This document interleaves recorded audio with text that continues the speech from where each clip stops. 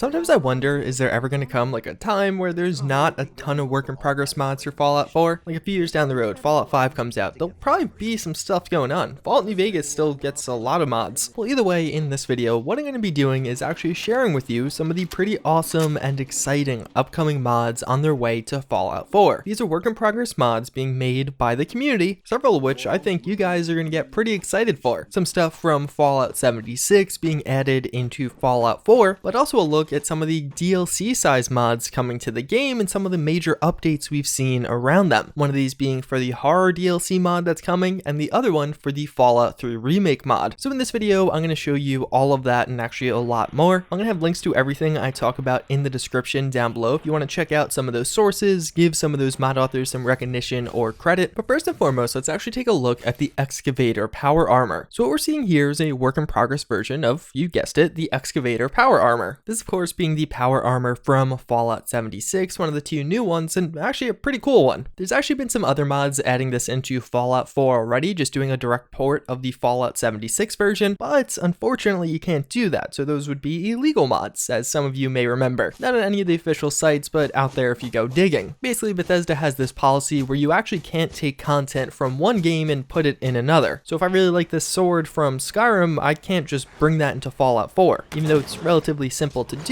that's not allowed. It's against the terms of service. So what we're seeing here from Newermind is rather than actually just porting over that armor, he's actually recreating it in Fallout 4. You can totally copy Bethesda, you just can't use exactly what they used. Obviously there are some slight modifications with this one, it looks a little bit rounded overall, but this is pretty cool. There's a lot of really cool skins for this power armor in Fallout 76, and that'd be another thing I'd love to see get added. Although speaking of things ripped from other games, somebody is also adding in the watch or really whole wrist mechanism from Metro Exodus into Fallout 4. This also will probably be an illegal mod, but hey, showing off some illegal stuff isn't the same as distributing it. There's always been a ton of stuff and crossover between Metro and Fallout 4, and this actually looks really cool. I'm not totally sure how it would work functionally. It's not really a Pip-Boy because there's no screen on it, but there's actually a lot of potential ways I could see this getting implemented that could be pretty cool, or perhaps even some crossover with the gas mask of the Wasteland mod. But outside of that, something a little bit different. As many of you guys do remember, a couple of days ago I actually talked about a mod pack tool for Fallout, that known as Wabbajack. I made a full video on this. I encourage you to check it out if you haven't seen it already. This is an extremely powerful tool where in just a few clicks you could download hundreds of mods. And although other tools allowed you to do that also, this does all the patching, ordering, and other steps also. So it's really just a few clicks and you could be in the game with 200 mods ready to go. I mentioned in that video I hoped by me covering the mod and the tool, more people would pay attention to it and potentially start making additional mod packs. And for Fallout 4, that has actually happened in the form of Folium Discognitum. Unlike some of the other things with Wabbajack right now, this is a totally new mod pack being created with that tool in mind, not adapting a current mod pack, and basically it's going to be a visual overhaul for Fallout 4, which should be pretty cool. I'll have a link to this page down below. It basically gives a brief description, some of the goals of this pack, but also a bunch of polls for you to actually help decide what exactly this pack will be, how all-encompassing it will be. Either way, this is one of those things to get pretty excited for. What this could act as is a base. You install all of these visual mods, get your game looking great, then start adding some of the mods you actually want to play with. The visual part of actually creating load orders is one of my least favorite because there's so many different mods out there. I'm just overall happy to see this tool getting more attention. I think this is a really cool and different application of it, something that can appeal to even those in the hardcore modding community. But as I mentioned during the intro part of this video, we also have seen some updates around Grim. Grim is an up-and-coming DLC-sized horror overhaul for Fallout 4. I've talked about it in a few videos in the past now, and unlike some past horror overhaul mods or horror mods in general, this is pretty all-encompassing. It'll add in new weathers, new visuals, new music, new creatures, new weapons, new armors, new quests. It's really the whole shebang. It's going to affect Fallout 4 quite completely. I recommend watching my initial video if you're not too familiar with it or you want to find out more. As far as some of the new content we got around this, several images just in general were shared, a lot of it just having that spooky or creepy vibe that I'm very excited to get to experience myself. We also see some of the modifications to NPCs. That's another big part of this one, adding in new creatures, but also some kind of horror takes on existing enemies or people in Fallout 4. Speaking of new enemies, one that may look familiar is actually Pyramid Head is getting added with this mod. Pyramid Head was a character in Silent Hill that's a totally separate horror video game series. In Silent Hill 2, this was the main antagonist, and a lot of people are really big fans of this guy. One, one, it's just in general awesome that he's making his way into Fallout 4, and he'll play a similar role in this game. It's going to be a very rare creature that you don't encounter often. It's described as being fairly easy to avoid, but it will one-shot literally everything. We also saw some new screenshots around a new feature or mechanic getting added in with this mod. When headshotting zombies, you're going to get an effect that looks like this. Similar of a birthday party explosion compared to what we see by default in Fallout 4. It was also described how Grim is going to ship with some aspects of his Trueblood mod also integrated. All these most recent updates are from Looping's Discord channel. He's just been posting periodically over the past few weeks, little things here and there, so I do encourage you guys to check it out. I'll have a link to it down below. This is really just a small glimpse at what's to come, and he also posted a little bit of a work in progress to-do list as to what he's still having to do with the mod. But hey, now that we know there's going to be a wide variety of new enemies to fight and take down, you're going to want something to actually, well, do that stuff. So for that, we have some more updates around the Rising Storm 2 M60. This basically being a weapon from the Rising Storm 2 games being implemented into Fallout 4. As you can see, it looks pretty great. It's going to be a pretty fully fledged weapon mod in game. So fortunately, it's going to have things like custom sounds, custom animations from the other M60 mod, and just all around, it seems like this will be a fun one to mow down some zombies with. But maybe that's a little bit too modern for you, or you just hate Vietnam. Alternatively, we also do have the Browning M250 cal. This being a little bit more work in progress, but customly made for Fallout 4, and in effect, it's going to be a Browning in-game. We've seen mods like this in-game before, but it was always kind of missing something, whether it be not having animations or just not being implemented in the best way. But with this one, even from this initial image set, we could actually see some of the modification options coming along with it, and it looks pretty cool. Another one to get pretty excited for, Cypher has made some pretty awesome mods in the past, and I imagine he's going to keep up the work with this one. Outside of that, we actually have a pretty cool update around the Fallout 3 Remake mod, that being known as the Capital Wasteland project. This mod is aiming to recreate pretty much all of Fallout 3 in Fallout 4's engine. As a result, they're having to recreate a lot of the assets, textures, world space, and also NPCs. So what you're seeing here in the background are some new images that were recently posted of Fox. This, of course, being one of the pretty notable and iconic companions from Fallout 3. You can see the more true to Fallout 3 super mutant visuals and textures. They look quite a bit different than what we see in Fallout 4 and 76, but I actually like them. And of course, although that looks pretty awesome and great, there's actually more, because they have a little clip of the dialogue or talking with Fox. I saw your capture,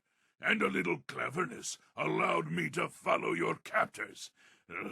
I only wish I could have arrived sooner to aid your escape, as I owe you my freedom. That looks awesome. That gets me really excited for this mod. Every time they post kind of little quests or NPC interactions, I feel like that's when I get really hyped. You start to see this world coming together, all the effort or work they've put into it. It was posted on their Discord. I'll have a link to it down below if you want to see the full version. They post pretty consistent teasers on their Discord of a myriad of things, new NPCs like this, but even some of the other stuff they're working on around the mod. Either way, that's pretty much going to wrap it up for this one. Hopefully you found this video informative. Hopefully you enjoyed it. But with that, I hope to see you all next time. Later.